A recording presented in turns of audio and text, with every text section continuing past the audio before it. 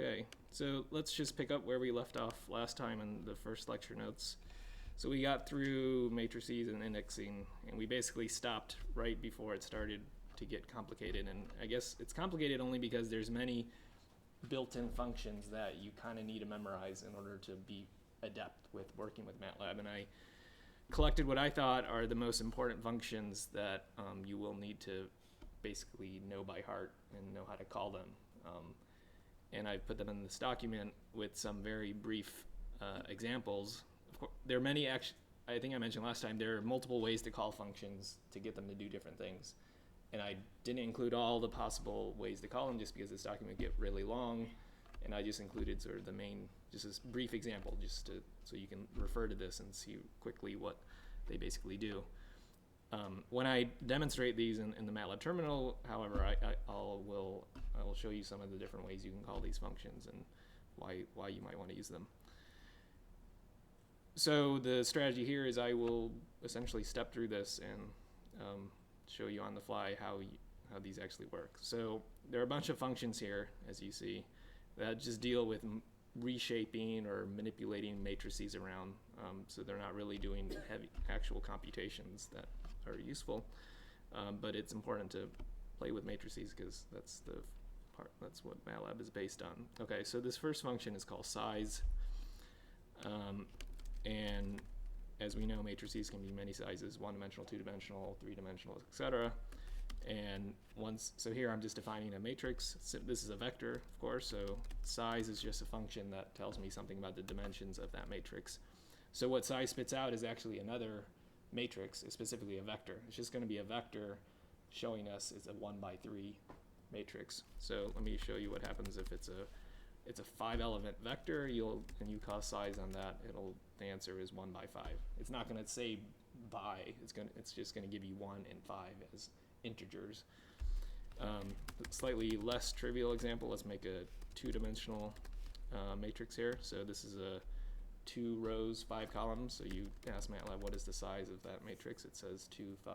So this output, remember this is a function call. It's taking one input here and it's spitting out output. And this output is also a matrix, in this case a vector. So what we could do is define the output. So far I haven't assigned the output of the function as anything. So I can call assign the output to a variable here called a size. So we can say a size is now equal to calling the function size on the input a. And we've already defined a, so this will work. Done. So I executed that, and it assigned that value to a size. Let's check what it was. Okay, it was 2, 5. And a size now is a variable that we've defined. And let's just check the workspace to see. A size is a 1 by 2 matrix, and that's good. So size allows us to query and see how big matrices are. There is one way to call size, if you give it 2 arguments, the second argument can tell it, I only want the size along a certain dimension. So the first dimension is sort of going downward in the matrix. So it's the number of rows. So this kind of call will just tell us one number, telling us how many elements are along the first dimension. And then, of course, you can say how many elements are along the second dimension. And implicitly, there's 3 dimensions or 4 dimensions, actually any number of dimensions. And you can say how many elements along the third dimension. Does someone know what the answer will be?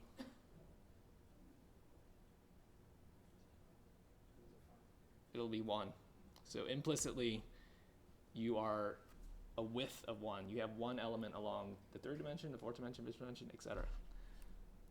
And that makes sense because if you're a vector, if you're a 1 by 5 matrix, which is a 5-element vector, you're implicitly 1 wide in the number of rows. So it's consistent here. So we can just check what's the 100th dimensional size, or what's the size of the A matrix along the 100th dimension. It's just going to be 1. Okay. So maybe I might skip some of these if they're not that important. I guess I'll do length. Length is very similar to size. Length, again, for all of these, there are many catch cases and they might mean different things. So if you really want to know the details, you should just do help in whatever function you want to know about. So you could have done help size and Actually, there's a lot of documentation on what size could mean, and yes, try not to get confused. The sort of the default usage is probably will be most useful for you, but if you really want to know the details, you can do that. Of course, length, you can do help on length. But basically, length is length of a vector. So if you know an input is a vector like so, then you just want to know how many elements are in the myVector6.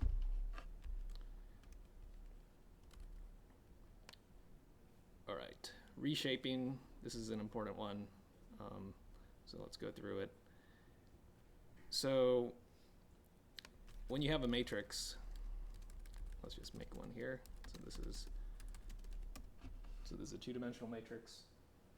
The elements, so the matrix has elements, and elements have a structure, in this case a 2x3 structure, but you can change the structure of the matrix without affecting what elements are in the matrix.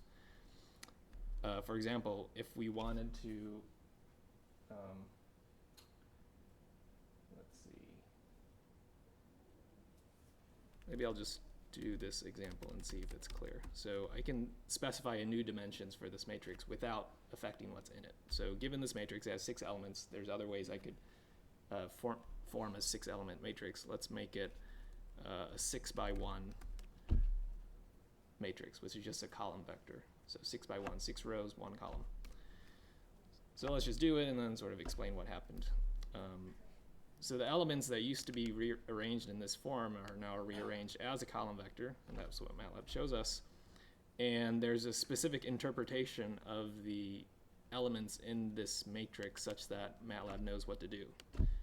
For example, the column vector didn't show up as 1, 2, 3, 4, 5, 6. It actually showed up as sort of a different ordering of the elements. It went 1, 4, 2, 5, 3, 6. And the reason is you always go down first. That's one way you could say it. So in this two-dimensional matrix, the first element makes sense, the upper left. But then the second element, you actually go down before you go across. So going down from 1 is 4, and then we're done. There's no more elements down there. So then you go across. Then you go to the next column. So that's why it goes 2, 5, and then 3, 6. So order is important, and this is a convention that you kind of go down and then across. There are other ways, of course, we could reshape it. We started with a 2x3, but let's make it 1x6, and this is kind of trivial. We kind of get the same vector, except it's a horizontal or row vector as opposed to a column vector. A less trivial case would be a 3x2 case, and again, we go down and across. So let's go look at the original matrix. We go down, and we want 3 rows, so we have to go 1, 4, 1, 4, 2, and then we're done with that column. Then we go across to the next column, and then we get 5, 3, 6. So what if you want to take that matrix and make it fill it into like a 3x3, and you want to have the remaining elements be like NA or 0 or something? Yeah. Good question. So let's go back, redefine our original matrix. Suppose we actually want a 3x3 matrix. We made a mistake. We could retype, but that's kind of stupid and takes time. There's multiple ways we want to. So Todd is asking, how do we add another row to this matrix? And let's fill it with zeros just to start with. There's multiple ways to do that, and let's just go through a couple of the ways that might make sense. So here is a way that would do it. So this implicitly expands the matrix. So the matrix didn't have a third row, but we can, this is sort of a way MATLAB is designed, we can implicitly do that. So we can say, well, let's assign in the third row, and this colon, remember, just means all possible indices, in other words, the entire row. And we can assign that, and by assigning it, we're going to implicitly expand that matrix. And we can just say equals 0. A different way to do it is actually specifying all elements, but we can just give it a single number, and it'll automatically put that number in all the slots. So this is one way to do what Todd asked. And I issued the command. I didn't put a semicolon, so it's going to output, echo out what was the value of the variable I just assigned A, and it shows us that correct, we did it. But there's other ways, so let's go back. Other ways to fill this out. Just thinking off the top of my head, one way to do it is kind of retype, but not fully, because we can assign, we can use the value of A in our assignment, as I'm about to do. So here this says, construct me, assign to A a matrix that's composed of A, its previous value, and then just tack on one more row. So to indicate another row, you put that semicolon, right? It indicates end of matrix row. And this will do what, this is another way to do what we wanted. Great. And there's probably at least one more useful way to do it. So let me just reinitialize our A. We can, well, this isn't as convenient, but I might as well show you since it's a useful sort of idea. Another way to do it is let's define a new variable B. So B will actually have the dimensions we wanted, 3 by 3. Remember, there's this function zeros. It's just a function that is a quick way to initialize a matrix. So here I'm going to set B to a 3 by 3 matrix of zeros.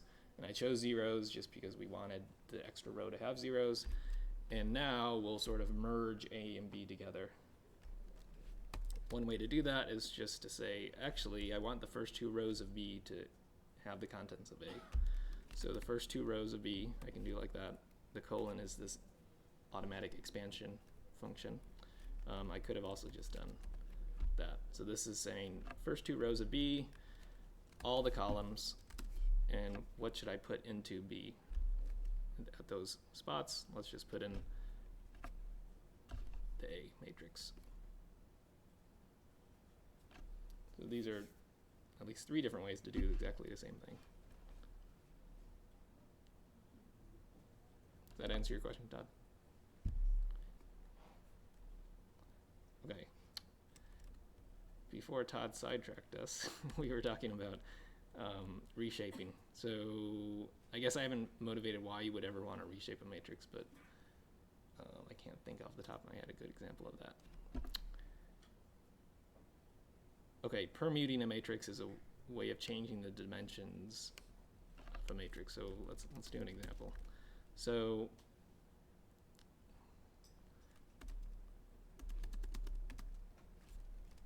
for some reason I like 2 by 5 matrices. Okay, here's my matrix, and it's a 2 by 5 matrix, 2 rows, 5 columns. Suppose I actually just wanted a 5 by 2 matrix of exactly the same data, just sort of a reflected version of this. So the easiest way to do this, since we're working with 2-dimensional matrices, is just to use the transpose operation. So those people who are familiar with linear algebra know that A with a T in the superscript is sort of the mathematical way to do that. And in MATLAB, it's just a quote, a single quote. So transposing the matrix does exactly what we wanted. Basically, is just a 5 by 5 rows instead of 2 rows. But it's exactly the same matrix. It's just sort of been reflected in this sort of diagonal fashion. But so the transpose is just a specific instance of a more general operation, which is the permute operation. So permute takes a matrix, and then you give as a second argument sort of what is the new ordering of the dimensions. So in this example that we just did, we want 2 by 5 matrix into a 5 by 2 matrix. So we've taken the first dimension and the second dimension and reordered them. So we took the second dimension and put it first, and the first dimension is now put in the second slot. So to do exactly what we just did, just with this permute function, we can say the new ordering of functions will be second dimension and then first dimension. So I just issued that, and it works. So can someone tell me what argument can I put in the second slot here that would have done nothing? 1, 2, right? So remember, the second argument is going to say the order of the, for the outputted matrix, what is the order of the dimensions, with respect to A? And if I say the order is actually dimension 1, then dimension 2, then we haven't changed anything. And so we get back the original matrix.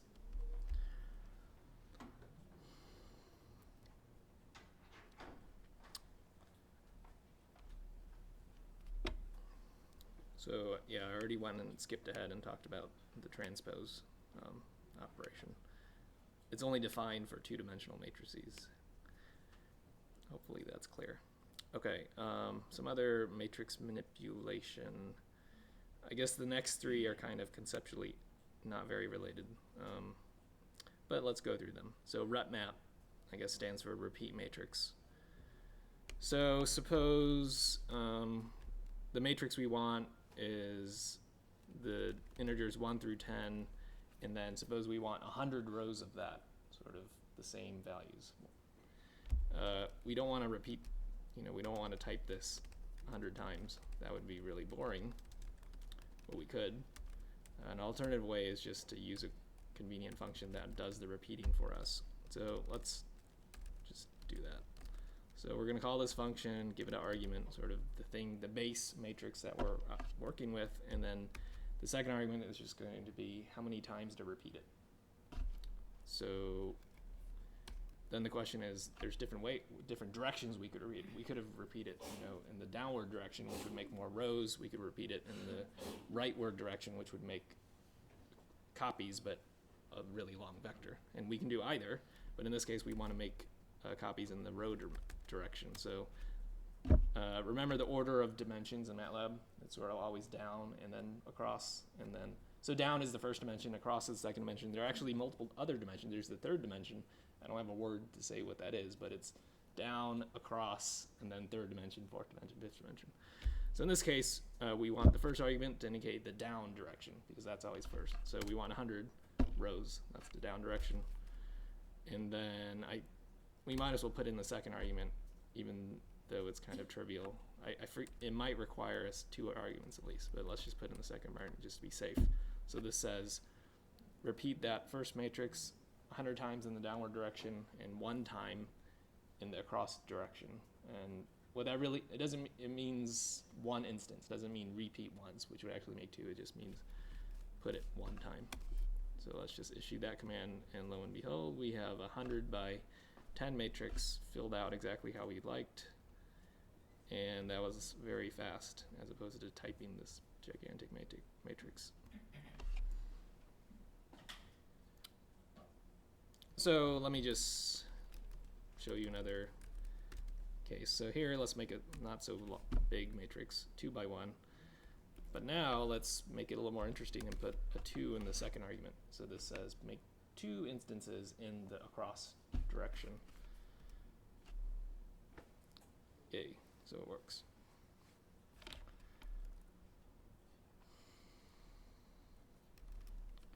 So just a way to play with matrices.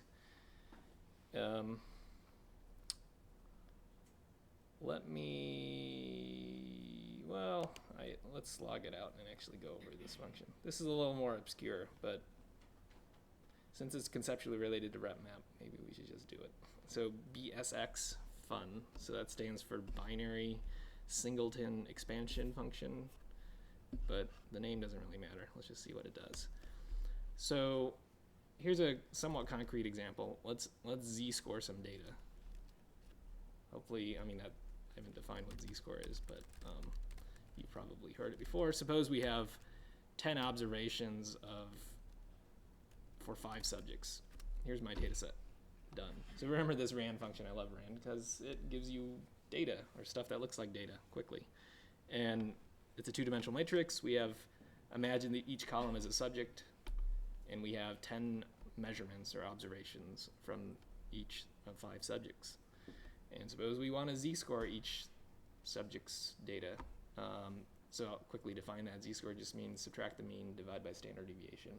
That kind of normalizes the units. And we'll actually talk about z-scoring later, but for purposes of the example, that's all you need to know. So how do we accomplish that?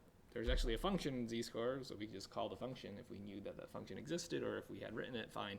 But how do we actually do it from sort of fundamental operations in MATLAB? Okay, so first step probably is compute the mean of each subject. So let's just define a variable xmn, sort of a brief variable. Let's just take the mean of x. Mean is a function. I forget if we've introduced it. It takes 2 arguments. The first thing that we're computing the mean on, and the second argument is the dimension along which to compute the mean. There's at least 2 interesting dimensions. You can compute the mean of each subject, which is each column or each row, but in this case, we want to do along the column, so that's the first dimension. So the argument I'm going to give it is comma 1. So this will compute. Can anyone tell me what are the dimensions of the matrix that will be spit out once I issue this command? 5 element vector, so 1 by 5. If you don't put it in, it'll just treat that as a default one. I don't know what the default is. My opinion is always specify it unless it's really obvious. In this case, it's not obvious. So, okay, so this is the mean of each column. Great, 1 by 5 matrix. We stored it in this variable called xmn. So that's one player here. The other player is the standard deviation. To z-score, you got to subtract the mean. You also divide by the standard deviation. So let's just make a variable called xsd, short for standard deviation of x. So we'll just do this other function. Of course, how do we know this function exists? Well, you memorize it or do help or something. All right, so standard deviation along the first dimension. Don't worry about the second argument here. It's an empty matrix. Let me just do that. And again, we have a 1 by 5 vector. It's the standard deviation of each column. So now that we've sort of have all our preliminary calculations done, we can actually perform the z-scoring.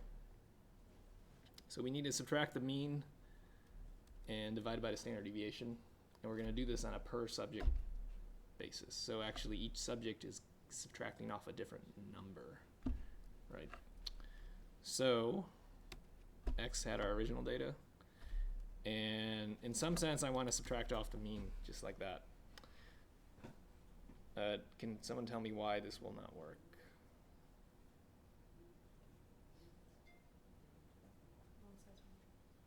What's that? Right, the matrices are different sizes. So something that would have worked, suppose I was subtracting off a single number. So I could have done this. So x minus 10, technically 10 is not the same size matrix as x. X is 10 by 5, so it's a big two-dimensional matrix, and the number 10 is a scalar. It's a 1 by 1 matrix. But scalars are special because often when you do x minus 10, you actually mean subtract 10 from all the elements. And so 10 can be thought of as it's actually a 10 by 5 matrix composed of 10s everywhere. So scalars are, and often we ignore that and just think, oh, it's a scalar, so it's going to automatically subtract 10 from all the elements. So we could do this, and this would work. MATLAB would not give us error. But if we had tried this just for fun, I forget what the error message will be. Oh, okay, that's pretty straightforward. Error, matrix dimensions must agree.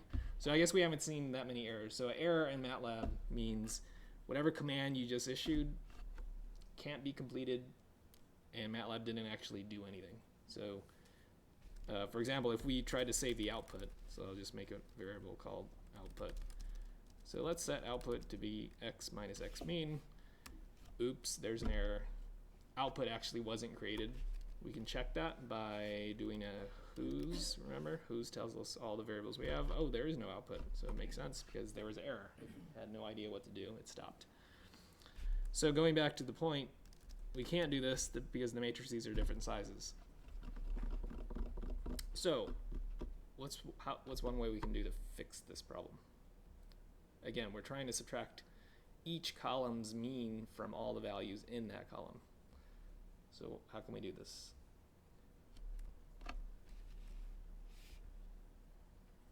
What's the key function we need, given the functions we know so far? RepMat. Someone mouthed the words. RepMat, right. So we really have to construct the matrix that has the appropriate subtractand term. I don't know what the term is. And that has the required size. So we need a 10 by 5 matrix, or at least one way to do it. So if we use RepMap, we can take x mean, which is just a 1 by 5 vector here, and repeat it in the row direction. So we want every row to have the same number. And we have in our original matrix 10 measurements from each column, each subject, so we can repeat it 10 times. And let's just include that trailing one just to make it explicit that we only want one. We're not repeating in the right direction, we're just repeating in the downward direction. So once we call RepMap on this x mean, xmn matrix, then we will have a 10 by 5 matrix. So then we can issue this command. This won't give an error. And I guess I'll just prove it to you. Done. So our function calls, our assignments are getting a little more complicated. I'm using a function call within a function call. So minus really, I guess, is technically is a function. But what I'm saying is I'm not assigning repmat of xmn to another variable and using 2 lines of code. I'm actually just doing it all in 1 line of code.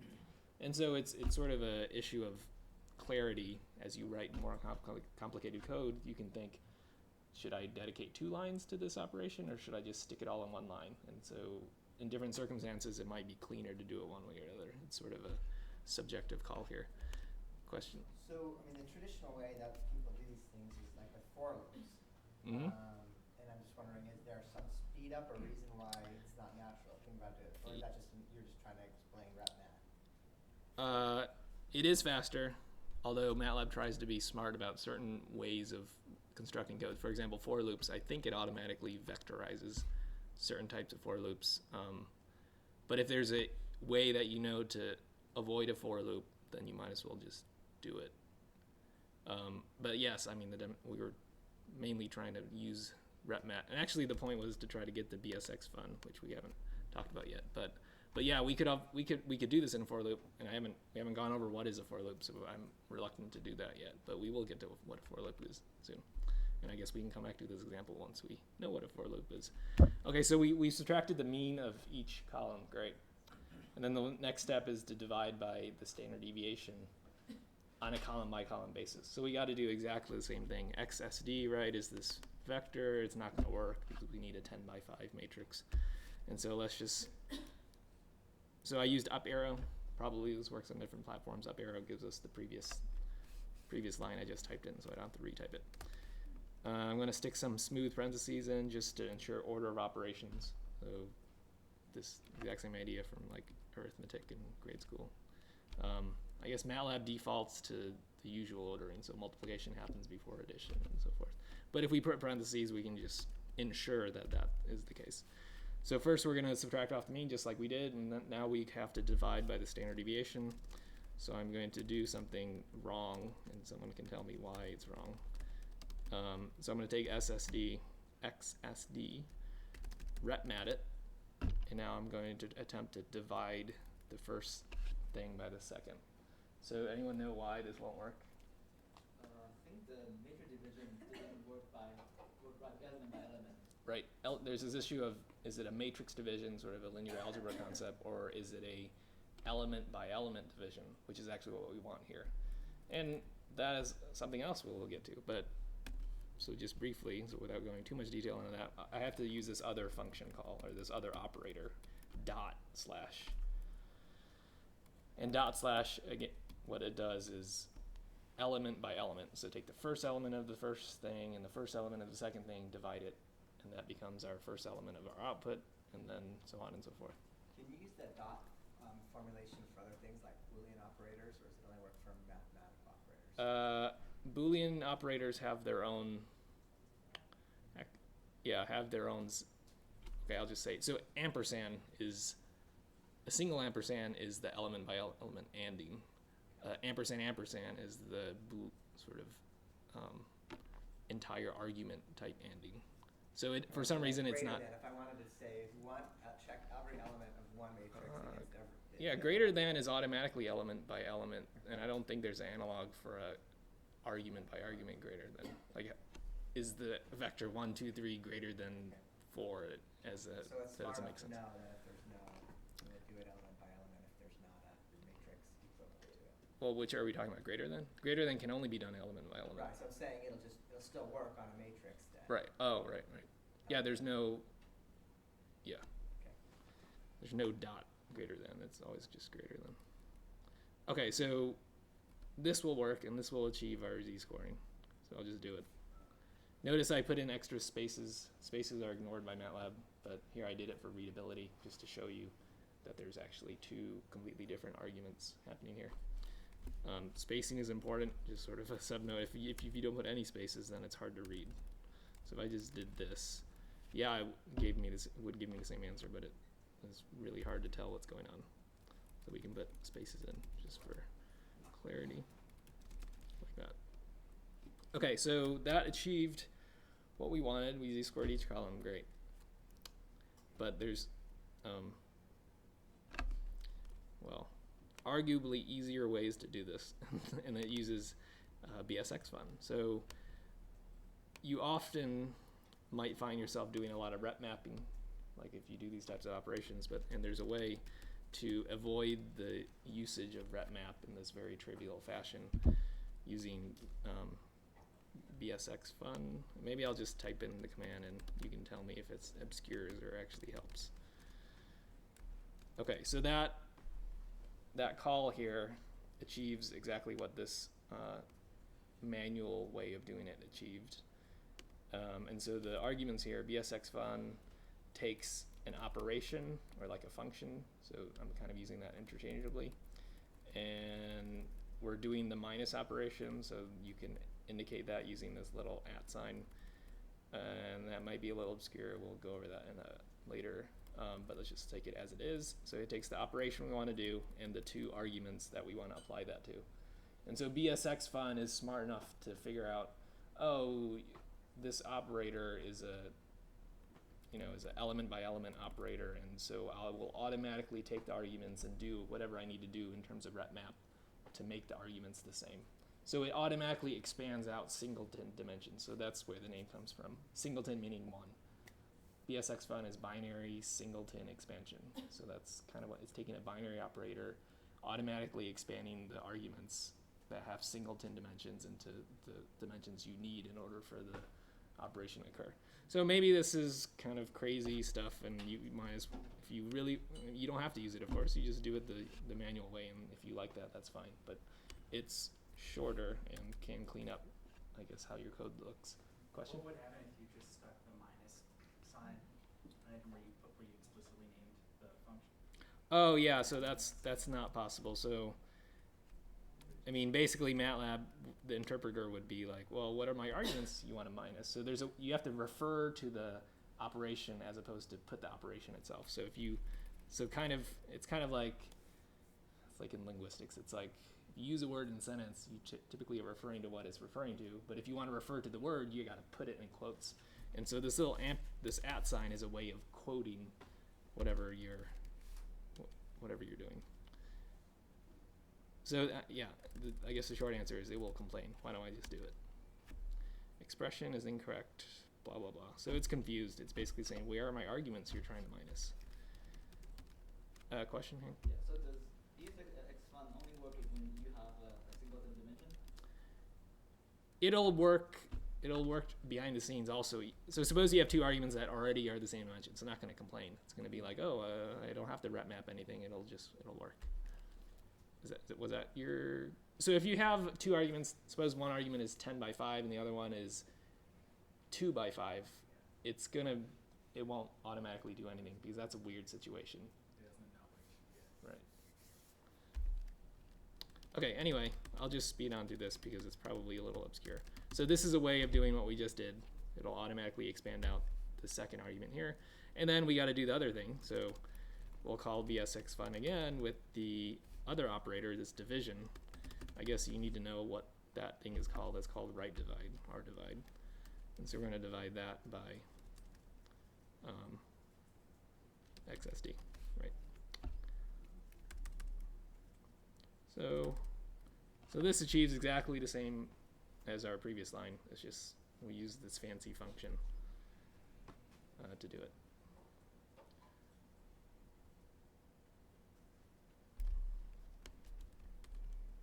Let me get a show of hands. Who thinks this is cool? Raise your hand.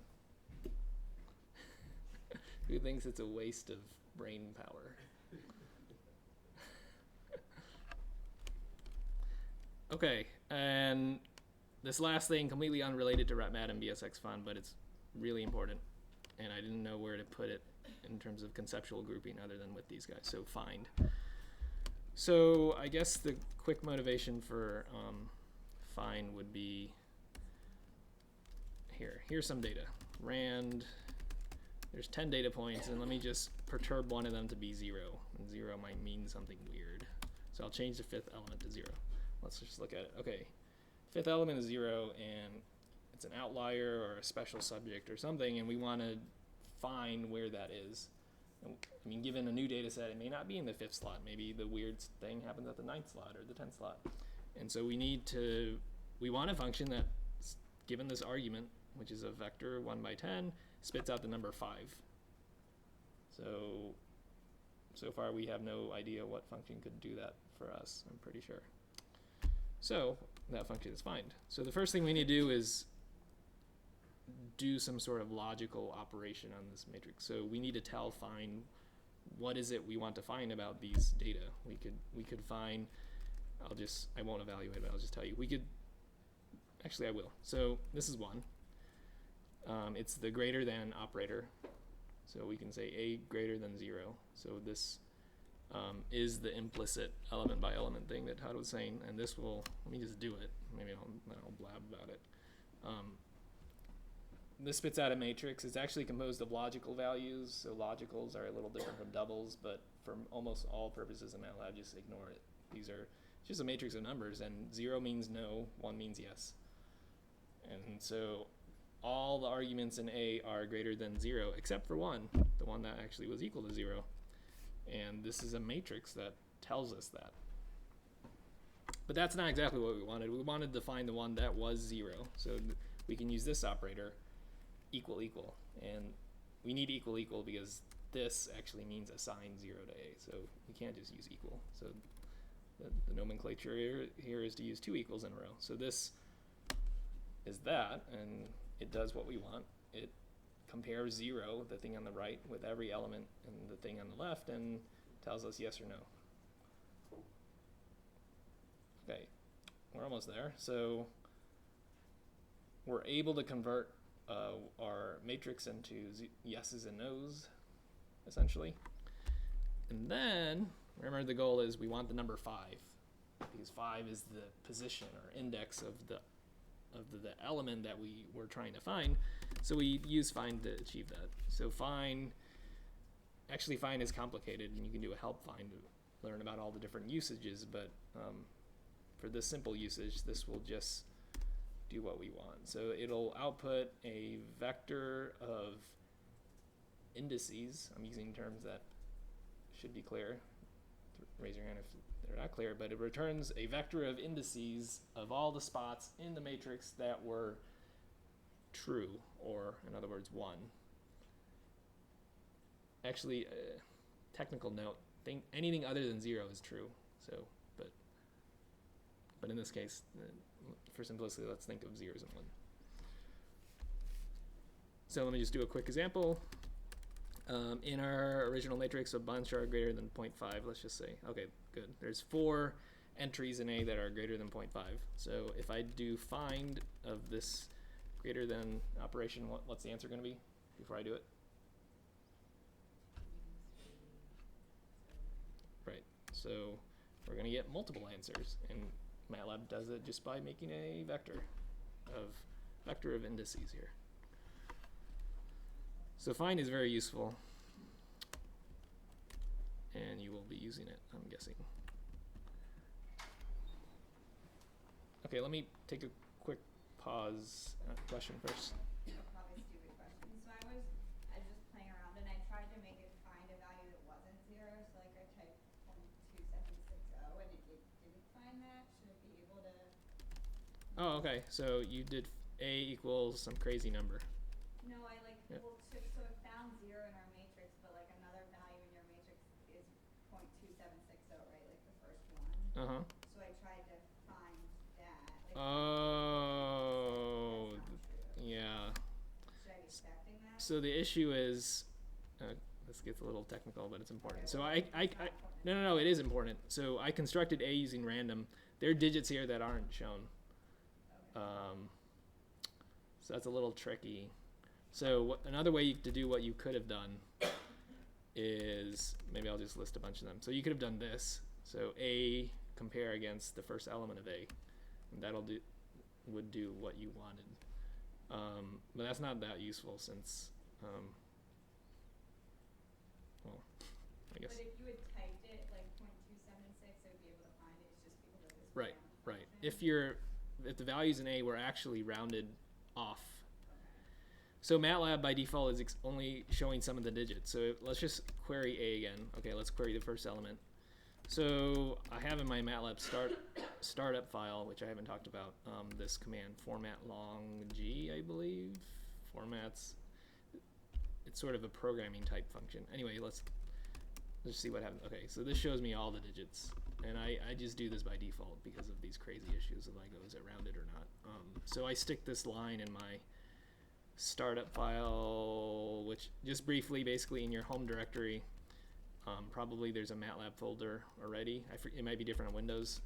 And if you make an M file called startup, it'll execute that on startup. So every time you start MATLAB, and if you just stick this line into that text file, format long G, it'll always be on, or this long format will always be on, and it'll look like that. And actually, since it's like a toggle, so now if I look at A, I get something that looks very different. I get plenty of digits. But let me actually turn that off just because it looks ugly. But yes, thanks. No, that was a good question. And so is that the real number then? Or like, that's all the digits that are in like that number? Or are there actually more that we're still not seeing?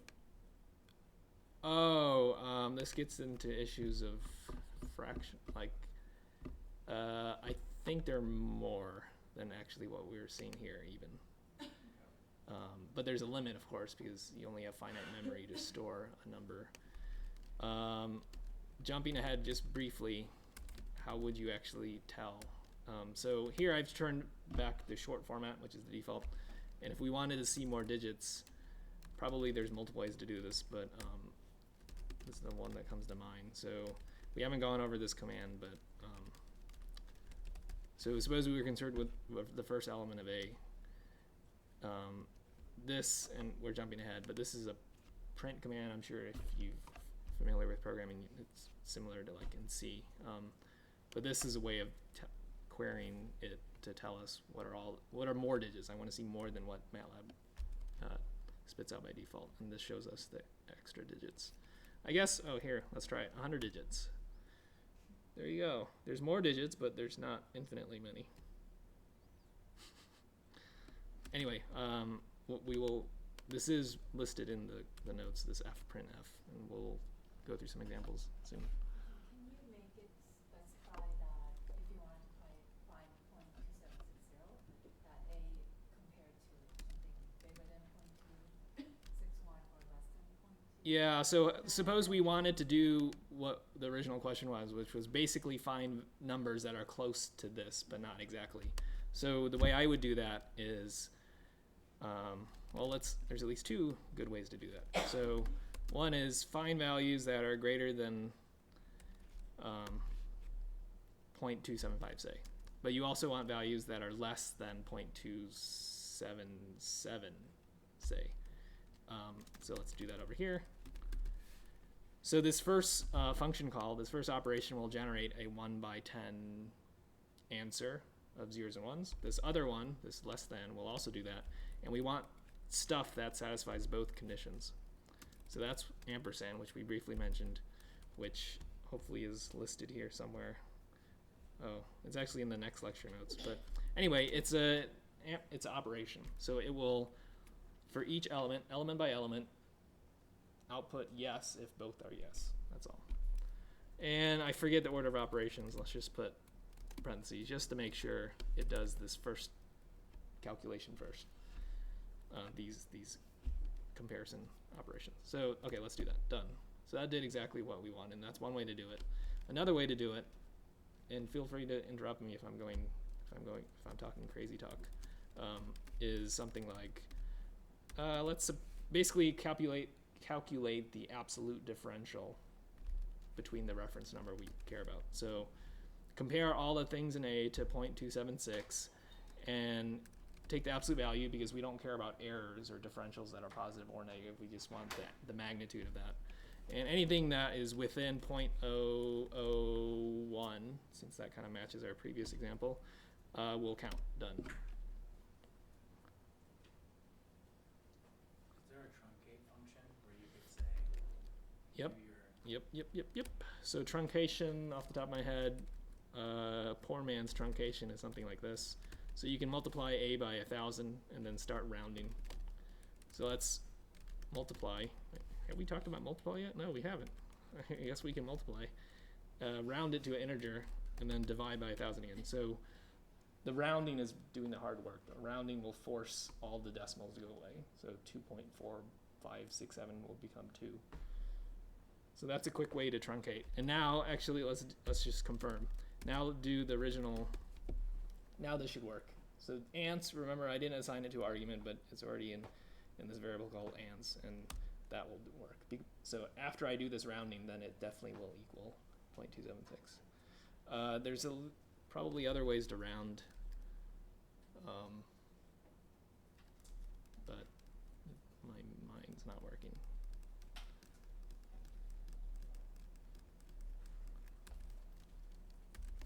Okay, any questions? So how did we get on that tangent anyway? But it's useful. Good tangents. Okay, so that covers, I guess we spent a while going through each function in gory detail, but I think it's useful. And it's 3 o'clock, but we have time. Do we need a short break to sort of stop staring at the screen, or do you want me to keep going?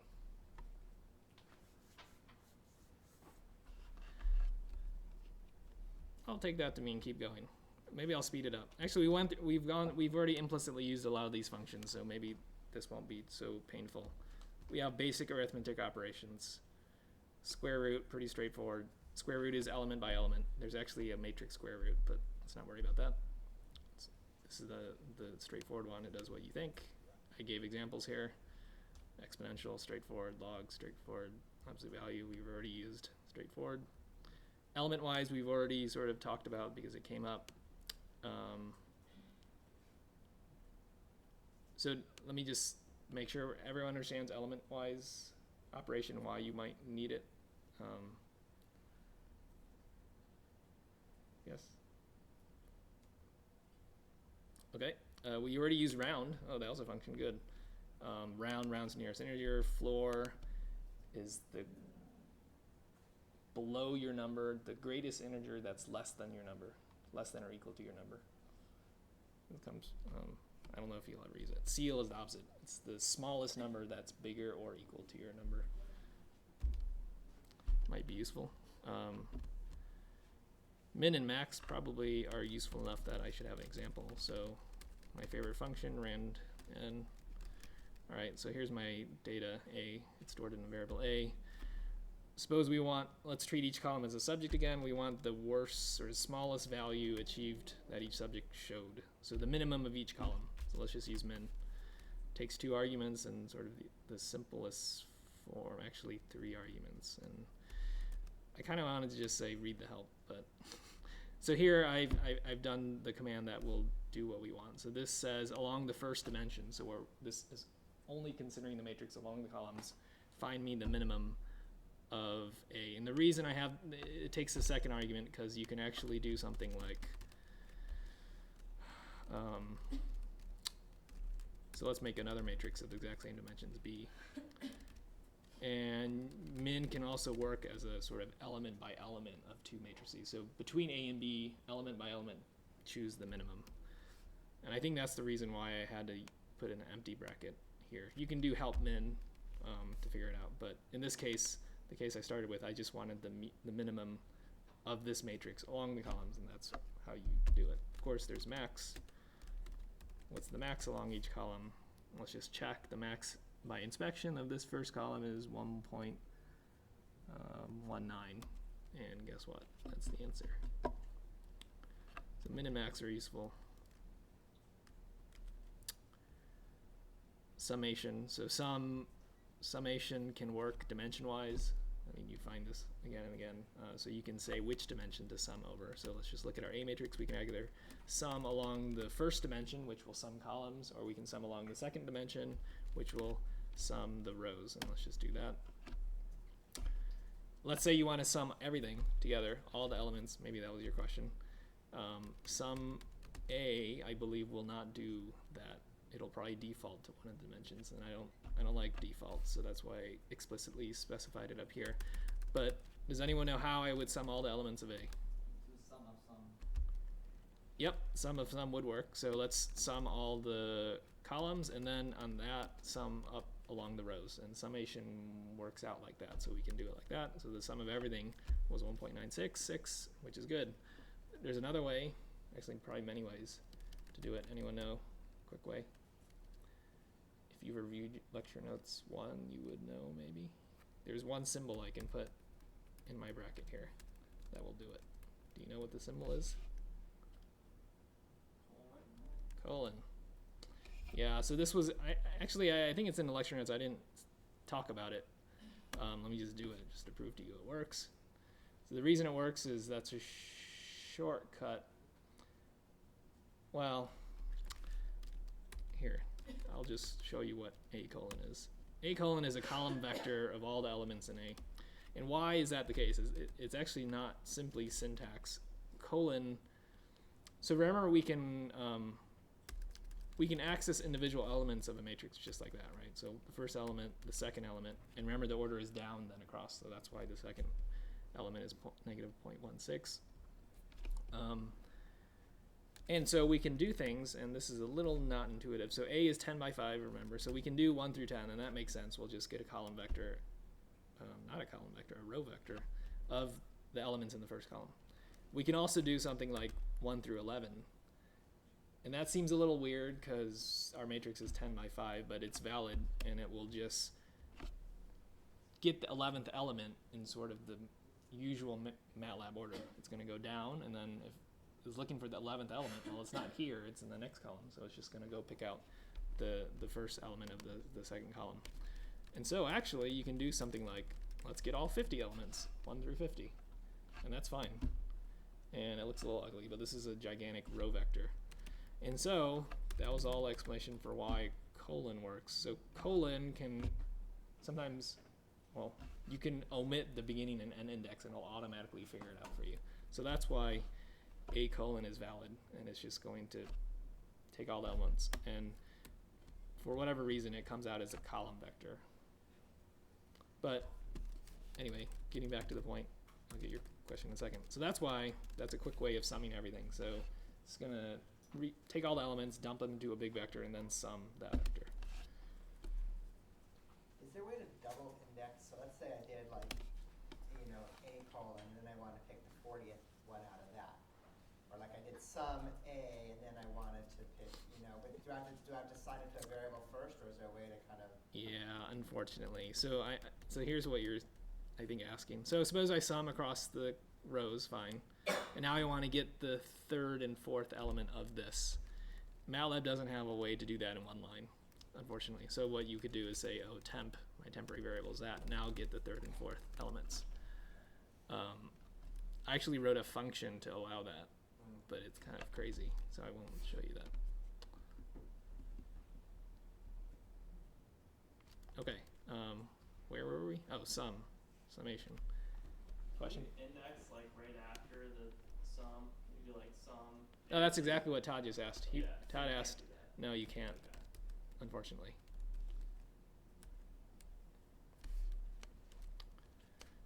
Okay. We already went over these operations, these simple logical operations: less than, greater than, less than or equal to, greater than or equal to, equal to, and not equal to. Oh, there's a typo. I should have a space there. Does everyone understand these logical operations and how they're used? I don't have to go through another example.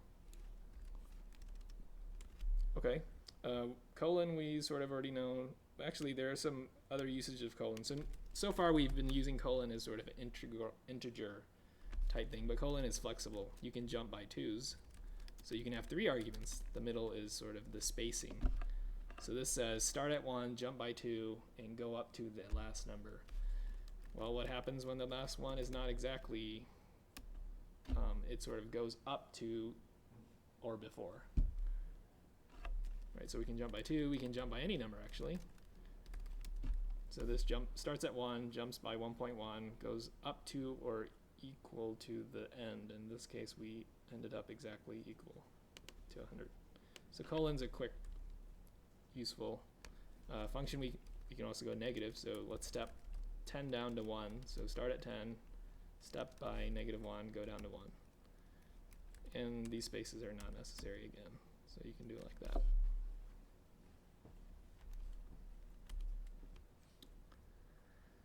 These are pretty straightforward, mean, median. Won't bother you with examples. Sorting and unioning.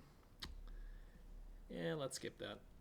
What's the difference between rand and rand n? Oh, rand is from a uniform distribution between 0 and 1. So rand 10 will give you 10 random numbers, each independently drawn from 0 and 1. So everything's either, you'll never get exactly 0. So everything is positive when you do rand. But rand n is normal distribution. Mean 0, standard deviation 1. So that's why there's some negative numbers here. So I'll skip over that. Rand n we've already been using. Rand perm just gives you a random permutation up to that number. So rand perm 5 is a random ordering of 1 through 5. Might be useful for various things, I guess. However, let us talk about fprintf and sprintf, which are important and useful. Okay, so if we're making a figure, and you can plot things as lines and stuff, but suppose you want a number, you want to keep a record of some number you calculated. And so that's sort of a motivation that I can think of why you would ever want fprintf. We haven't even talked about figures yet, but essentially these allow you to make strings out of numbers, roughly speaking. And the reason why you would want to do that is when you put stuff on a figure, that stuff's got to be a string. Unless you're using a plotting mechanism. You can plot numbers, but if you're just going to put a word on the screen and you want that word to actually be a number, you got to convert that number into a word or a string. Okay, so let's just do an example. Suppose the answer of my analysis was 10. And I wanted to put that on a figure. I got to make 10 into a string so I could put it on a figure. So to do that, there actually is a function that kind of does a poor man's version of this, but let's ignore that. Let's use fprintf. So I don't know what this stands for, file or something, but it's going to take 2 arguments at least. So one is going to be a I don't know the terminology, control argument or a string. So let me just do it. The answer is, okay, so what I've done so far is just constructed a string, and in the string everything is normal, just regular letters, boring stuff, but the abnormal thing is this funny control character. So it's %d. So they kind of go together. It's like %d or %f. There are a lot of different control characters we could do. And what that's going to do is allow us to replace our number into the string, or put that number into the string. And %d means essentially integer. And there, you can do a help fprintf to go see the other control characters. But that's the logic here. And then the second argument I'm going to give it is the actual number I wanted to put into that spot. And the number I'm going to put in is an A. So I issue that command, and something funny happened. MATLAB didn't say ans equal. MATLAB just inserted characters onto my command window with the side. So technically this is a side effect. For those who know programming, it wasn't assigned to anything. It's just it caused some event to happen, specifically some stuff to be spat out to my screen. And what it did was spat out the words as expected, but then inserted that number because of that control character, and then that's why I got the characters out 10. So that's a long-winded explanation of something very simple, but does this make sense? What happened? So what by doing this, I have a string now. So fprintf prints it out to the screen, the command window. There's this other one, sprintf, which prints it out into a string. So sprintf is actually going to be assigned to something.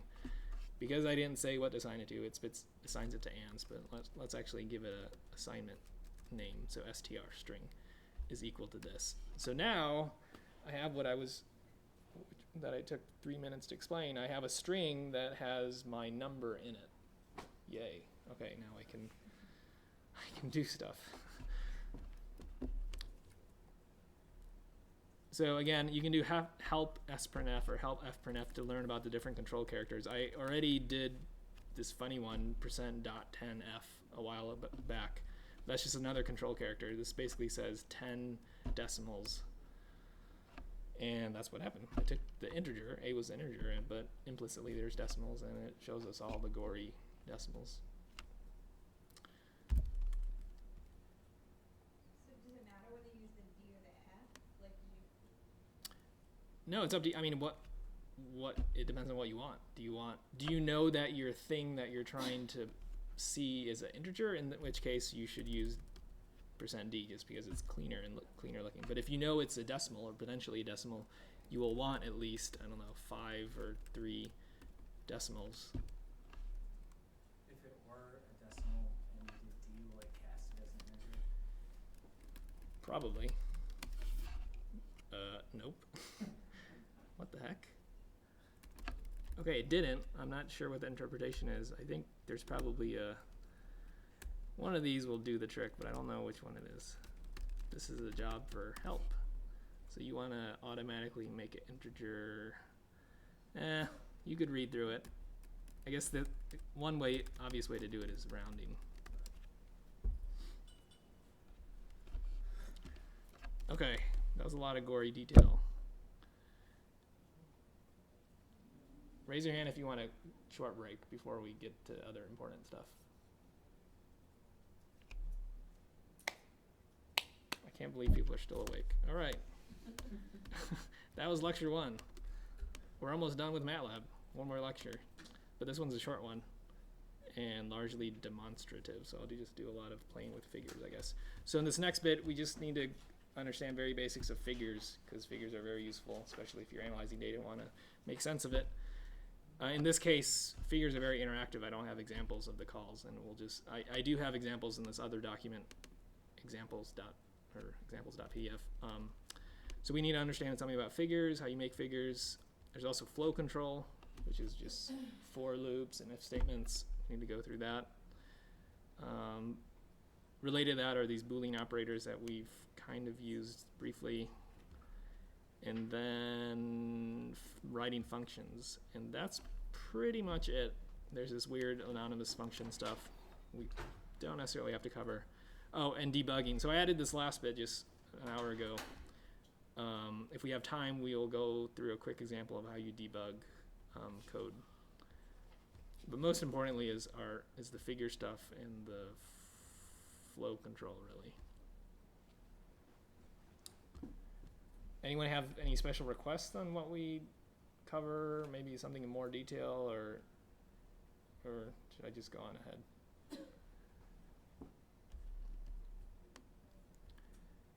Okay, I'll just go on ahead. Okay, so let's start with figures. And as I said, this is available. These are hard copies of examples just for reference. But let's just play with figures, and especially now. I mean, if you want me to do something different or see how something's done, just tell me and I'll just do it on the fly and we'll see. Okay, so to start with, let's just start with this very first basic example. And let me just make my screen so I can kind of see both. So let me just start clean. Clear all. Remember this command? Kill everything in the workspace. I'm clean. Done. There's also CLC, which means clear command window, maybe. Yeah, okay, done. So I'm fresh here. And let's just make a simple figure. Actually, I'll modify it actually on the fly. So suppose I have some data. I'll just go slightly different. So I have 2 sets of numbers. There's 100 numbers, another 100 numbers. I just want to do a scatter plot. So I have my data. They're in the workspace, X and Y. But I want to see it to make sense of it. So first command, figure. So it's going to open up this window. So now I can put stuff into this window. There's figure 1. If you issue figure again, it'll make another figure. I figure 2. And depending on which figure is active, it'll stick stuff in that figure. So that's a little confusing. So let me just close. If I issue close, it will close the current figure. I guess we don't know which one is the current figure, but probably 2 since I clicked on it last. Okay, good. But you can also, I just made another one. You can also just give close argument, close figure 2. Okay, so we know how to make figure windows. And how do we do a scatter plot, for example, of x versus y? Very simple. Simple possibles call to scatter is that. So what that did was in the active window, scatter is a function actually. I mean, it's a built-in function, so you can kind of take it for granted. We could look inside scatter if you wanted to, type scatter, and it's kind of long and ugly, but I've never bothered to look at it because I trust it and I know what it, hopefully know what it does. So we just issued this call scatter xy, and it generated this plot for us. And now we can see our data, which is very, very useful. There are many different ways you can call this. Again, like you can, what if I don't want blue circles? I want red circles. So let's do that. So I gave it another argument. How do you know that? You just got to do help scatter and read it. This says I want a red, use a scatter plot where the markers are red and they're O's. But I don't like O's, I want dots. Okay, dots. Or I want X's. Or I want green O's. I forget what other markers are. Pluses? You can do pluses. You can do whatever you like. Okay, so that's pretty straightforward. And let's see some other things we can do. I'm not exactly following an example, but I don't think it matters. Question? How could you add a line to the scatter plot? So you wanted to put a line. Probably you want to fit a line to the data. Let me do the quick example here, I guess following the example, and then I'll think about whether I can quickly do what you want. Here, let's just make a line manually and specify the there's 2 points that define a line. Each point has x coordinate, each point has a y coordinate. And plot, there's an example here of doing exactly that. But let's fake it and kind of eyeball where the 2 points are. So one endpoint of the line will be at -2.5, -1. Those are the x and y coordinates. The other one will be at 2.5, 2. So we just have to figure out how to call plot. Plot is a line plotter. The first argument are the x coordinates of the 2 points. So -2.5 to 2.5. Second argument are the 2 y coordinates. I forget what I said. Let's just do -1 to 2. And let's simplest possible call is that. And it failed because there's this intricacy that we have to hold on. So hold on is actually a command I demonstrate here. Because we're putting multiple plot things on top of one another, we need to tell MATLAB, keep things, don't replace what's already there. So hold on, and then let's go back and do our plot command. For whatever reason, blue's the default color. Suppose I don't like that. Let's say red. And you can say red dashed. Okay. Does anyone know why I don't see dashed lines? Because the red line was already under. Right, there was a previously made red line. Hold was on, so it kept putting new stuff on. So that's a problem. If I do green, you can probably see the dotted, yeah. So we messed up. We put stuff we didn't like, so we gotta clear what's on our figure. Multiple ways to do that. We could just close it and make a new one. That's fine. Or we could have done something like clear figure. So there's this function called CLF, just more things you gotta memorize, but that just starts afresh, and then we can just go back and do what we wanted, which was... Really, we just selectively take off the last thing you did? Not really. If you save plot elements into variables, you can delete them, but let's not get into that yet. Actually, I just messed up. I forgot to turn hold on. So clear figure, put hold on, then make our 2 scatter plots. Notice what I'm doing. I'm just typing the first couple letters and then using up arrow. Very useful because it just goes back to the previous, most recent command that started with whatever I typed in. So I typed in PL and then up arrow. That's why I'm able to do this quickly. Done.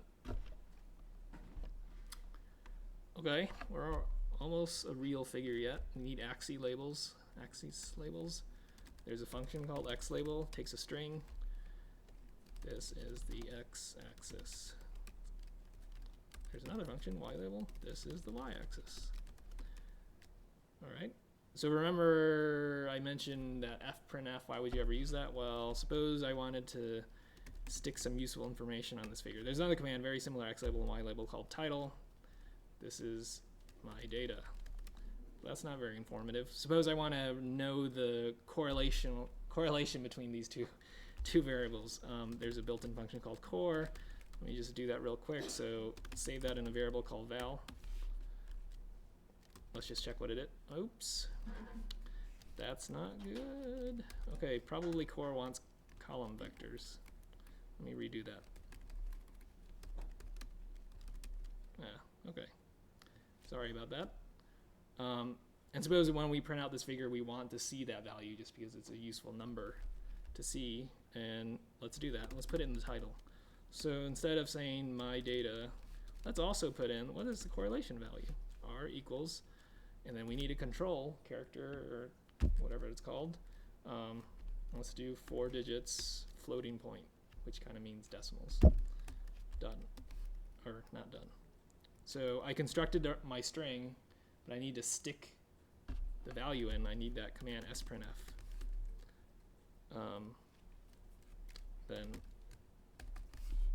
So it's a nested function call, right? We're calling title, which is a function. We're trying to give it a string, but in order to make that string, we got to call this other function, sprintf, and that's the logic here. Done.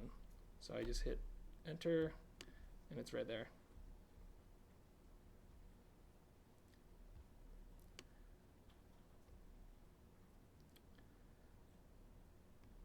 Any questions? So other basic things happening here, and the example are the axis. Suppose I want to change the axis bounds. So 2 x values define the x range, 2 y values define the y range. My line looks a little too far up, so let me change the y values. So here I'll just repeat my 2 x values that I already have, -2.5 to -2.5 for the x values, and then let's give a larger positive y number to 4. So just issue that. So they just changed the axis bounds. Now it looks a little more centered. So that's a useful command. There are multiple ways to use functions, and some of them might return output. So there's this other way of using it. So I just stored the current axis bounds in AX. So that's one way you can use axis, and it is what we expect. So that might be useful for certain purposes. And I guess in our example, since I guess we should follow along, there's this command called legend. So legend is now involving some slightly more complicated ideas. The idea is that each thing you plot has a handle. That just means like a reference to it. So let's change our example so we can see a better example of that. Suppose we have 2 populations of subjects, again, and we want to plot a scatter plot that has 2 population subjects, and we want them colored differently. Okay, so do a quick, here I'll make it slightly fancy. So my 2 populations are consisting in the 2 different rows of these 2 matrices, okay? So figure, hold on, I won't hit enter yet, just to not to bore you. So first I'll do scatter plot of the first row against each other. Let's color them red. Okay, let's do that. And then the second one is take the second row, color it green. Oops, there's a problem. I didn't save. So after I issue these commands, they get put on the screen, but I don't know what the handle is. I don't know how to refer to that red dots or green dots. So what I should have done, clear the figure. I think hold is saved, but let's just do it again. Hold on. It doesn't hurt to issue it multiple times. But now let's actually save the handles. I just use H1 just to refer to handles, but let's make it a little nicer. Red, group 1. Sure, because we have 2 groups of subjects.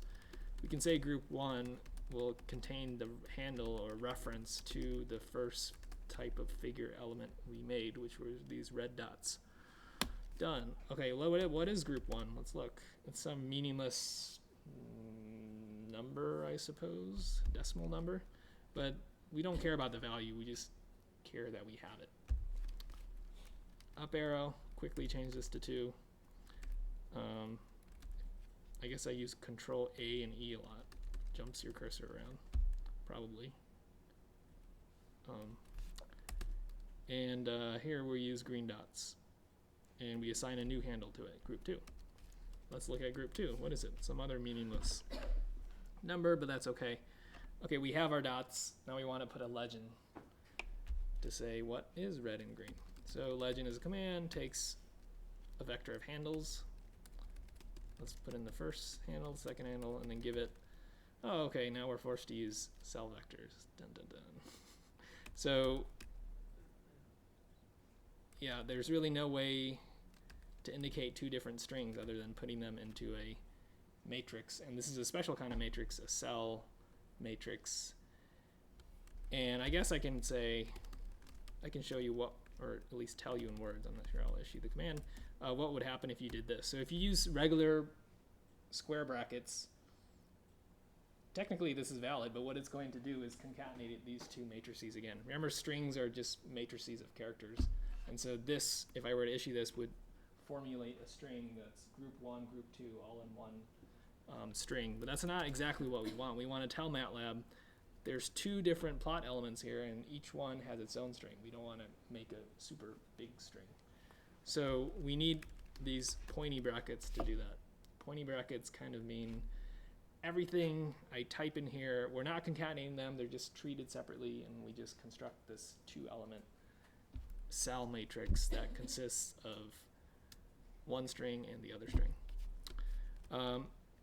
So let me just do that so you can see it works. Maybe it'll be clear if I actually do issue that command I said we didn't want. So if I did this with the usual square brackets, it's just going to mush them together, and that's not what we wanted. We wanted a matrix that had two separate strings, like this.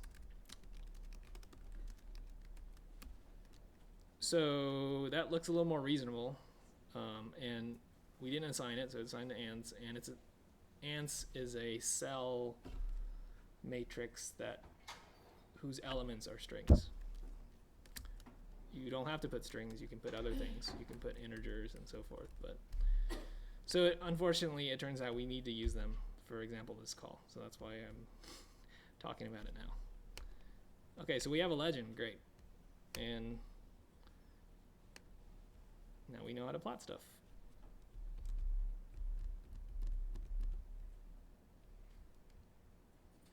Good?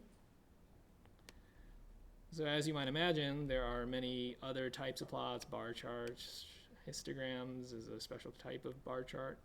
Did you say how you could put the regression line on that?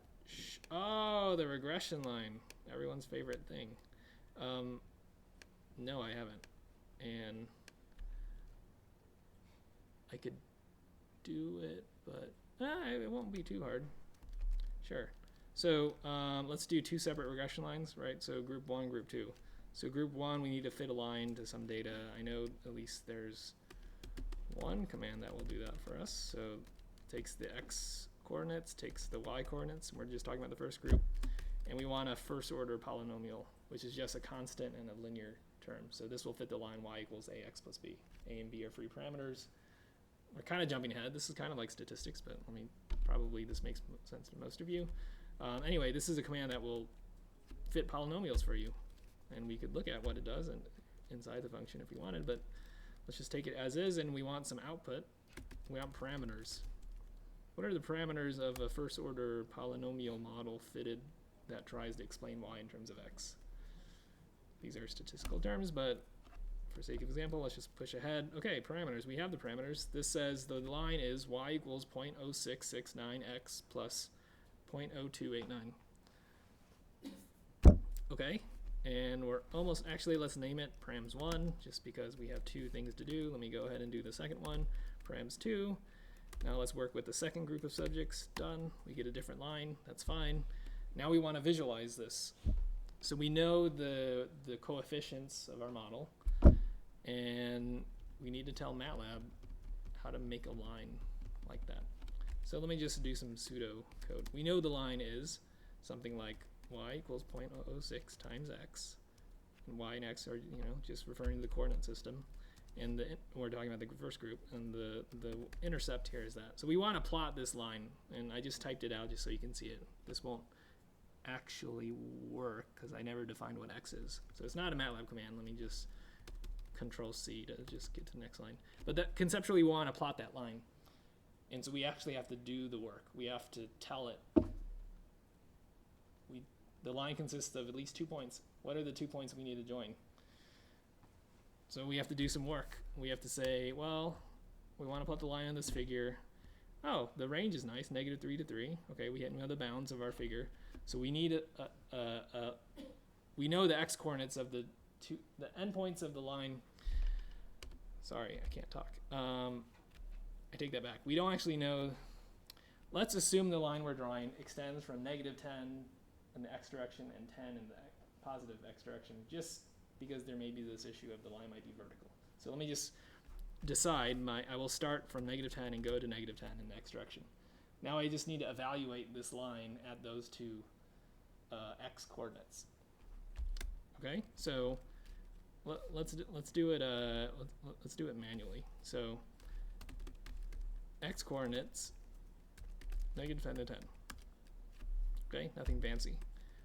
What are the y coordinates of our model at -10 and 10? Well, we just have to do the math. So let's take params 1, the first argument, times x plus the intercept, which is the second argument. Okay, does this make sense? I don't think I'm going too fast, hopefully, but let me know. We're just evaluating the model. Y equals blah ax plus b. So y equals a, or the first weight here, which is 0.0669, times x plus b, or our intercept, is the second term. And specifically, we're talking about evaluating this line at 2 points.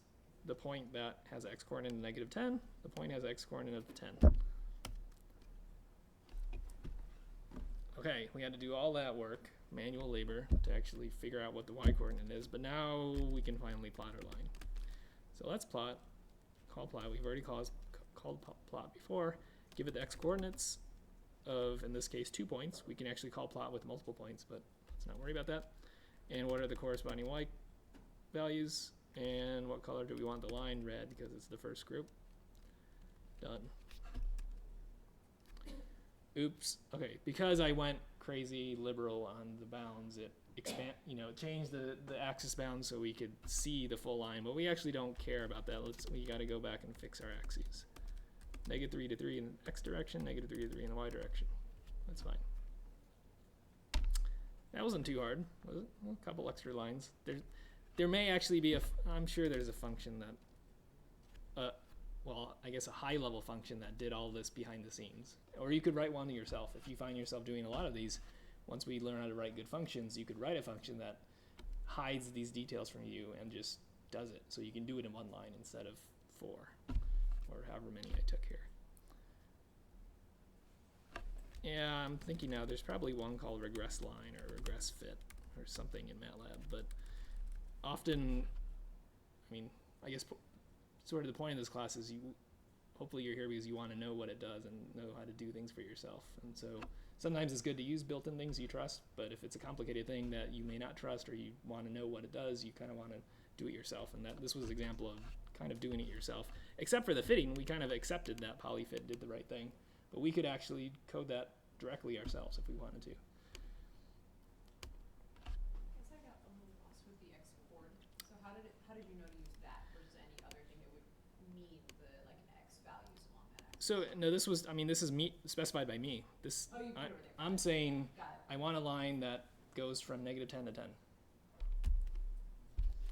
If I chose something too small, if I went from -1 to 1 and did, so I'm just using up arrow to do it quickly, it wouldn't go long enough. So, unfortunately, there's some extra. Okay, I just used some special magic here to make a thick line so you can see. So if I chose the wrong x bounds, it wouldn't extend far enough. Did that answer your question? We put a simple line fitting on scatterplot.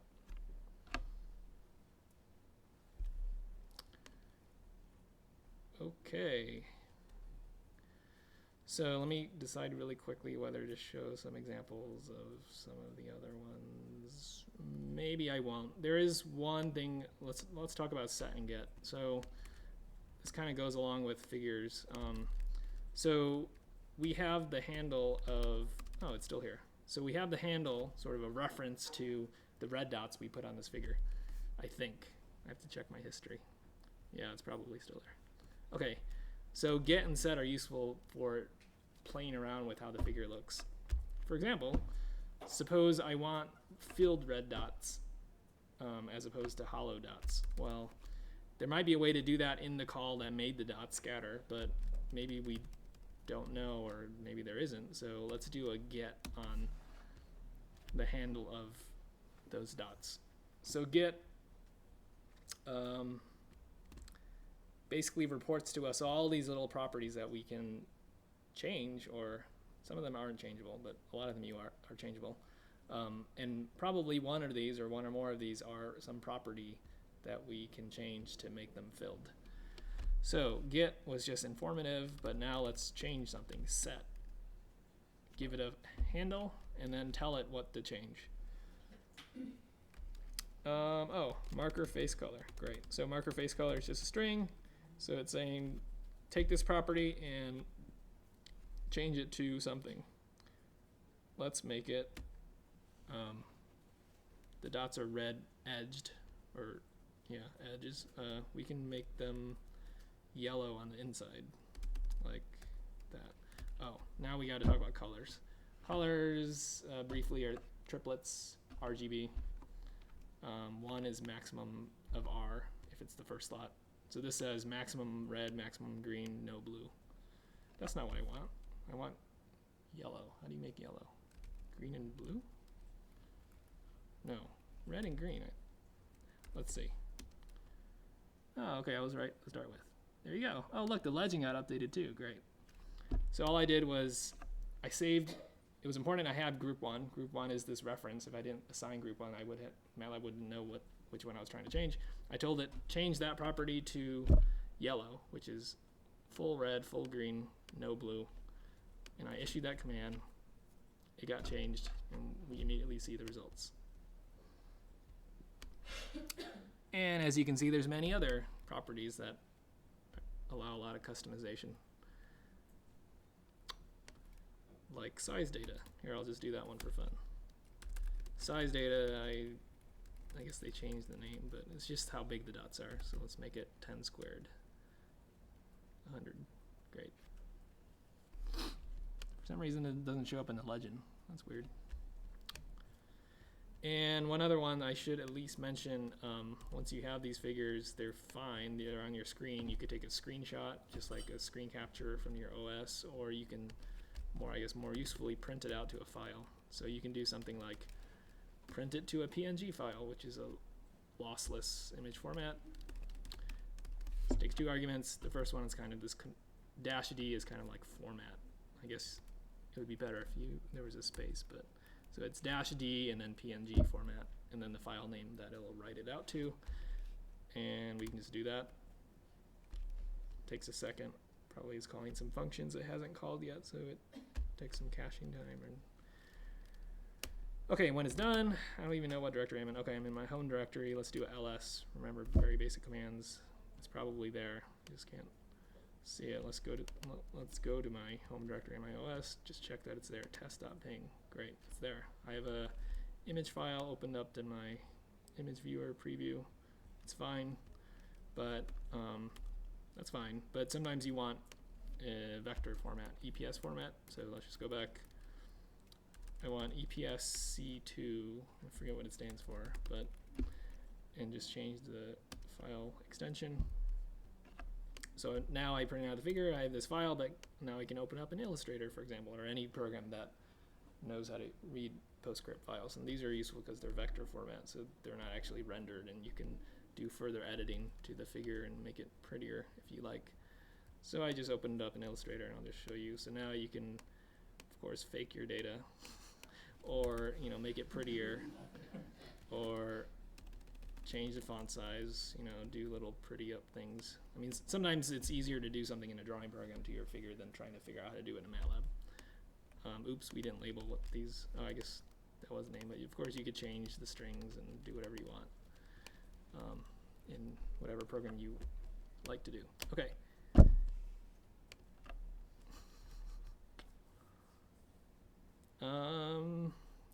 These other ones, let me just not inundate you with those details. We need to talk about flow control. Running out of time, I guess, but okay if I keep going. Good question? Is there an easy way to get rid of like outliers that you see on the graph, like just pull or like delete that dot and see how your line changes? Oh, interactively. You could do it, but it would require some programming. Let me think if there's a better answer than what I just said. MATLAB sometimes has little GUI tools that might already implement things like this for you. For example, like if you're playing with some signal processing filter design, there's probably a GUI that, I mean, underneath the GUI is just MATLAB code but it's already been provided by MATLAB. So maybe there's something that does exactly what you just asked, but I can't think of it off the top of my head. You could, of course, if you're really into programming, you could code a little interface just like that, such that, you know, once you code it, then you can take data and like click on a dot and then it'll refit automatically, but that's a little advanced. Okay, let's talk about flow control. Okay, I need a show of hands. Who people are familiar using if, else, and while, and these type of things? Raise your hand if you've heard of these things before. Okay, so I need to at least talk about them.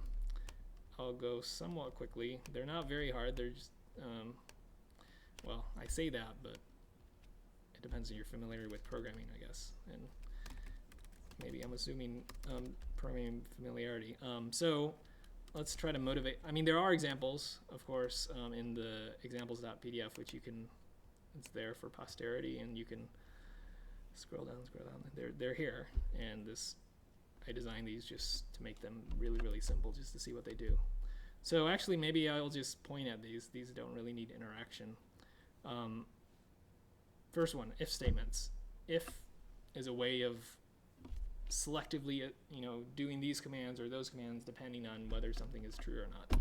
So in this case, let's set a to 2, and this if statement just says, well, if a is greater than 1, do this. If it's not, then do something else. Well, because I set a to 2, 2 is greater than 1, so it's going to execute these statements as opposed to this one. And that's why it executes b equals 10, then c is 10 plus 1, and that's why,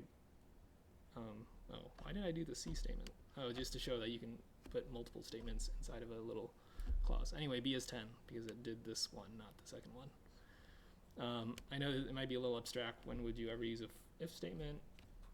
I guess once we have a problem to solve, we will realize we probably need to use an if statement. Syntax is pretty straightforward. If, and then you put some, let's assume it's a scalar. I know you can use things other than scalars, but a logical, like a number, like if something. So when you do a greater than 1, remember, it will do that computation and spit out either a 0 or 1. So after this is evaluated, this is just a number. So if 1, then do this. Otherwise, do this. And you need to end to sort of tell it when I'm done. And I put spaces here just so by it makes sense. If I didn't put extra spaces before b, then it was very hard to understand what the flow is. But so I think MATLAB automatically indents for you also if you use the GUI. But you don't need the white space in theory. But I put it in there for readability. So that's if statements. Let me just go real quickly. While loops, not that essential. Let's talk about for loops. So remember the example of the ZScoring we could have done in a for loop. Let's do that real quick. So here's my 10 by 5 data. 10 observations and 5 subjects.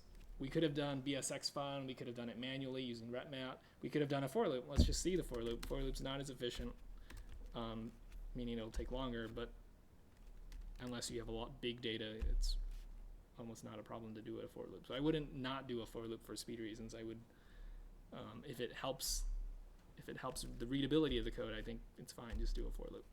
Okay, let's loop over subjects. So we're going to treat each column separately. So the typical formulation, we're going to have this indexing variable p. P is just going to contain, like, the first time you do the for loop, it's going to be 1. The next time, it's going to be 2, and so forth. And we want p to range from 1, and this can be a vector actually like that, but let's just again use our shortcuts, 1 through however many subjects we have. So we could put 5, but why is this bad programming practice? Can't like extend it too much. Right. If you have a code fragment that says 4p equals 1 through 5, then suppose you have 10 subjects, then you got to go back and fix your code. We should just make the code general to start with. So let's assume there is a matrix called A and just say, instead of just hard coding 5, let's just ask MATLAB, well, figure out what is the dimensionality of A. So we can use this function call size A in the second dimension, which is the across dimension, and this will evaluate in this case to 5. But it's useful because if A were a 10 by 100 matrix, it would still work. So we're constructing our first line of our for statement, and maybe I'll space it like that just to see show you what's going on. So for, and then indexing variable equals some range of values. That's sort of the syntax here. Then hit enter. MATLAB's not going to do anything yet because it's waiting for me to finish my for loop. And you can't execute this command by itself. It doesn't do anything. Now I want to put in stuff here that does what I want it to do, and then I'll finish it with an end statement. So I need to do the z-scoring. So p is my variable that tells me which column I'm working on. So let's sort of write the code as we go. So we know we need to pull out the first column of A. So we'll just do A and then colon, meaning all rows, and then the pth column. So we know we need to use this. So this is just a column vector. And I guess the motivation here is it's easy to do the z-scoring if we only are working one column at a time. So we have our column vector here. We need to do something to it. Well, we need to compute its mean. So let's go ahead and do that. So I'm kind of constructing this on the fly. Mean, because I went through, or I've memorized what mean does. I know mean when given a vector will give me the mean of that vector. So we have the mean. We want to subtract the mean from all the elements. So I got to type a comma p again. So then I know that I can minus a scalar. This is a 1 number. So I can subtract this number from the column of numbers I have. Fine. And I need to divide by the standard deviation. So let me put in some more parentheses and then divide by standard deviation of our column again. So I don't need element by element because you can divide by a scalar and it is automatically element by element. So okay, so this does my z-scoring. And now I gotta save the result somewhere. I gotta assign it to some variable. So one thing we can do is just assign it back to the matrix we already have, which is risky, but let's just see how that would look. Let's assign the pth column to equal the result of this entire operation, and that's totally valid. Of course, it changes A, so as it marches through, the first column is going to change. Then the second column is going to change, and the third column. So maybe you think that's risky. So a different way to do it is just assign it to a new variable f, say. And this says make the first column of f equal the result of this little operation. Okay? And that's the only line I need, so then I'll say end. Done. So after I hit end, MATLAB executes it. It already finished. It's done. Let's check it. Let's look at f. Probably it's right. I can't tell by I. But actually, let's modify this. Does this kind of make sense? I'm going to do this example one more time, and I'm going to actually use debugging just so we can see exactly what MATLAB is doing internally. But this makes sense, generally speaking. Okay, so the for loop, it started with p equals 1. It executed this line, and then it saw end. Okay, so it goes back around, sets p equals 2, executes this line, and so forth.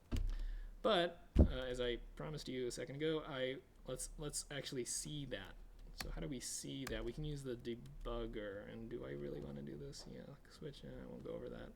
Function calls, that's boring. Path, blah, blah, blah, blah, blah, blah, blah, functions.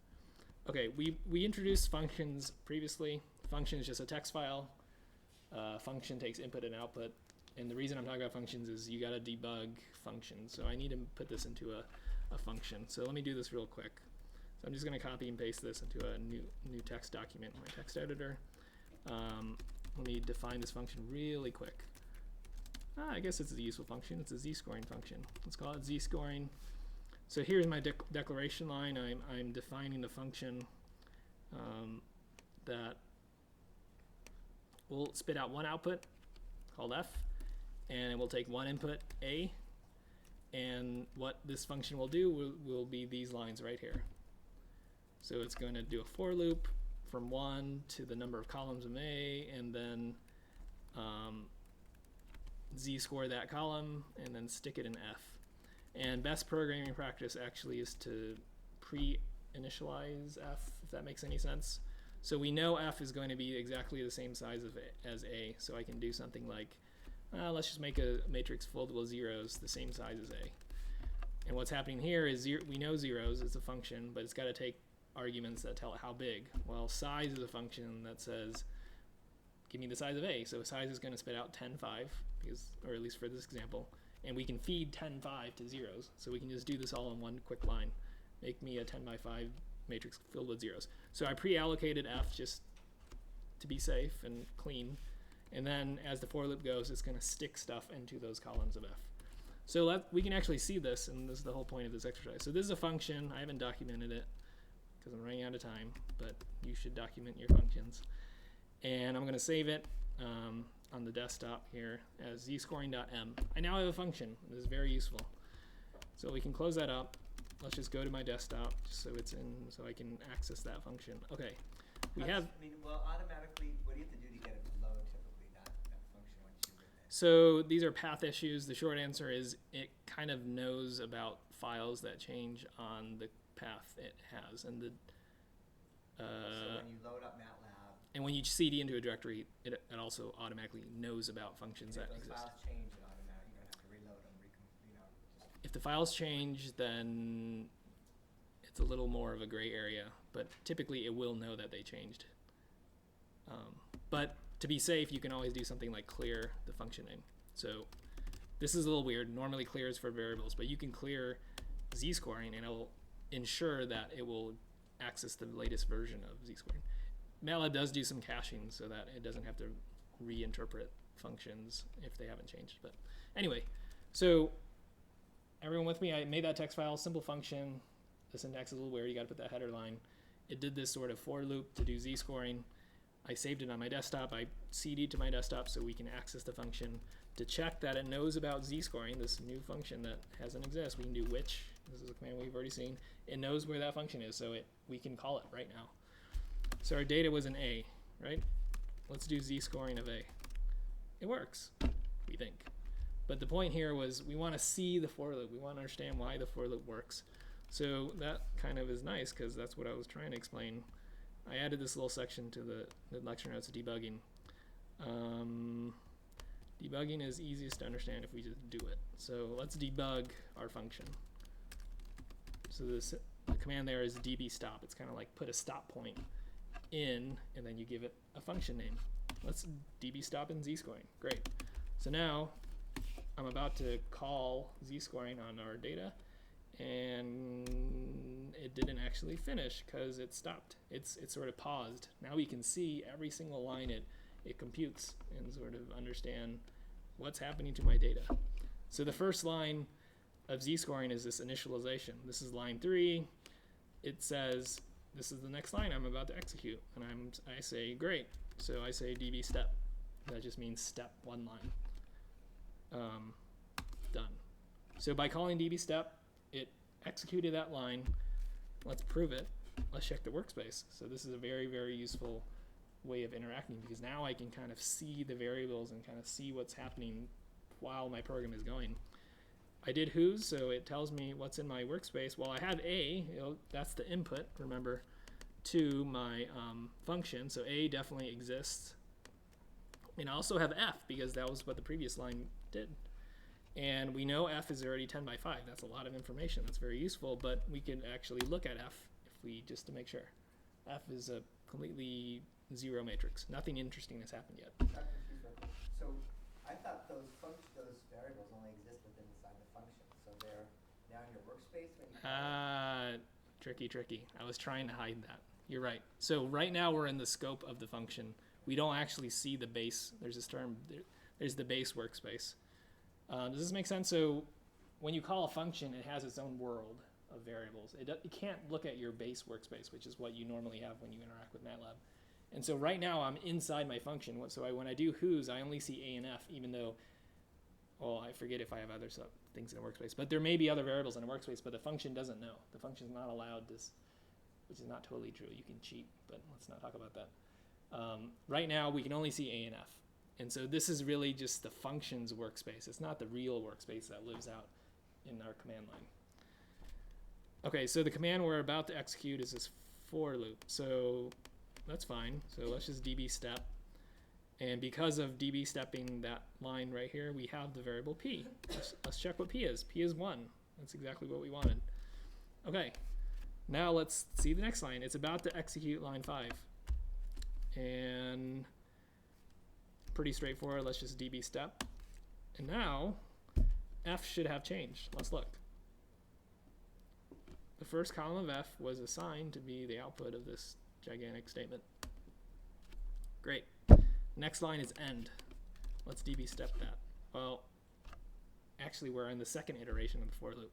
And I guess it didn't repeat this line for whatever reason. But let's just see what p is. P is now 2. So it's about to execute the second time around in the for loop. And let's db step that. Now let's just look at f. Looks good. db step, db step, db step, db step, db step. Good. db step again. End of function ZScoring. I think if I db step one more time, we're done. Or not. Okay, now we're done. And the reason we know we're done is because the prompt changed. So I guess when you're debugging, it's K. I never realized it was K. K prompt means we're somewhere in debugging mode. But once we db step enough, we're done. And our original function call, remember, was ZScoring A. And so we give that an ans, and we're done. If you get bored in the middle of that, how do you get out of it? If you're like, I don't want to debug anymore. So that's db quit. So let's do ZScoring again.